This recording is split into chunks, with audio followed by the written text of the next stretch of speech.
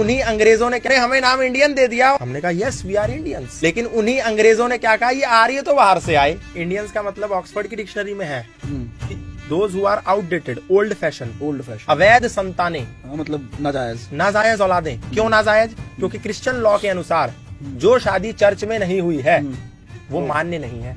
अब हम लोग तो चर्च में शादी कर नहीं रहे, भारतीय संस्कृति में तो फेरे हो रहे हैं, तो इसका मतलब उनकी दृष्टि में हम अवैध हैं। जो हमने शादी करी वो अवैध, और जो हमारे बच्चे होंगे वो अवैध, तो इंडियंस, वो इंडियंस। और वो हमने ले ली। Yes I am proud to be Indian.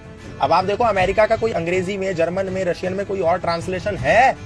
दुनिया की किसी भी भाषा में अमेरिका को कुछ और कहते हैं, रशिया को कुछ और कहते हैं, यूक्रेन को कुछ और कहते हैं, कनाडा को कुछ और कहते हैं, जापान को कुछ और कहते हैं। लेकिन भारत में सरकारी गाड़ियों पे लिखा है भारत सरकार और नीचे ट्रांसलेशन गवर्नमेंट ऑफ इंडिया।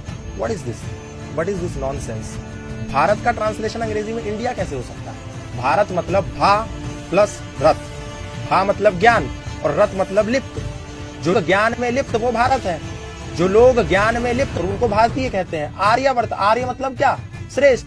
इसलिए वेद में कहा कि इंद्रम वर्धंतु अप्तुरहा अपाघ्नन्तो रावणा कृण्वन्तो विश्वम आर्यम।